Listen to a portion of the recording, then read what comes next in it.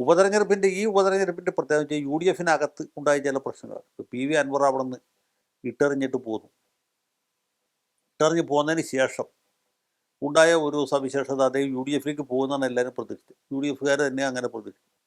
പക്ഷേ അദ്ദേഹത്തിന് U D എഫുമായിട്ട് പൊരുത്തപ്പെടാൻ പറ്റാതെ, യു ഡി എഫ് നേതാക്കൾക്ക് അദ്ദേഹവുമായിട്ട് പൊരുത്തപ്പെടാൻ പറ്റാതെ വന്നു. യു ഡി എഫിൻ്റെ സ്ഥാനാർത്ഥി അദ്ദേഹം അംഗീകരിക്കാത്ത സാഹചര്യമുണ്ട്.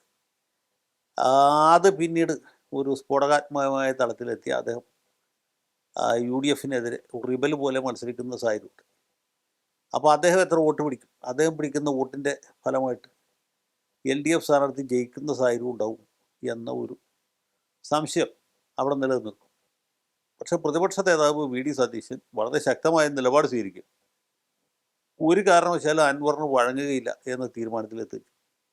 ആ തീരുമാനത്തോട് കോൺഗ്രസിനകത്ത് തന്നെ വിയോജിപ്പുള്ള ആളുകളുണ്ടായിരുന്നു, യു ഡി എഫിനകത്തുണ്ടായിരുന്നു. പ്രത്യേകിച്ച് മുസ്ലിം ലീഗിലെ നല്ലൊരു വിഭാഗം നേതാക്കന്മാർക്കും അണികൾക്കും അൻവറുമായി ചേർന്ന് പോകണം എന്ന അഭിപ്രായം.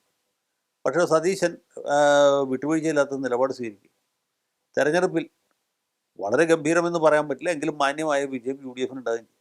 അൻവറിൻ്റെ ആ പോരാട്ടം ഏതാണ്ട് 20,000-ൽ താഴെ വോട്ടിൽ ഒതുങ്ങി. ഈ അൻവർ 20,000-ത്തോളം വോട്ട് പിടിച്ചിട്ടും എൽ ഡി എഫിന് ജയിക്കാൻ കഴിഞ്ഞില്ല. അതിന് പല കാരണങ്ങളുണ്ട്. പക്ഷേ പ്രധാനമായിട്ടും പിന്നെ വിട്ടുവീഴ്ചയില്ലാത്ത നിലപാട് സ്വീകരിച്ച് വി ഡി സതീശൻ തെരഞ്ഞെടുപ്പ് കഴിഞ്ഞപ്പോൾ അദ്ദേഹം ഒരു നായക പരിവേഷം നേടി എന്നുള്ളത് ശരിയാണ്. സാധാരണക്കാരായ കോൺഗ്രസ്സുകാർക്ക് ഇദ്ദേഹത്തിൻ്റെ ഈ ഒരു സാഹസികത ഇഷ്ടപ്പെട്ടു. കാരണം വലിയ റിസ്ക്കാണ് എടുത്തത്. എവിടെയെങ്കിലും ഒന്ന് തെറ്റിയിരുന്നെങ്കിൽ, അല്ലെങ്കിൽ പ്രചരണത്തിലൊരു പോരായ്മ വന്നിട്ടു ആര്യടൻ ഷൗക്കത്ത് തോൽക്കാന്ന് വെച്ചാൽ ചേലക്കര മണ്ഡലത്തിൽ തോറ്റ പോലെയാണ്. ഇനി പാലക്കാട് തോറ്റെങ്കിൽ അതുപോലെയും ആകുകയില്ല.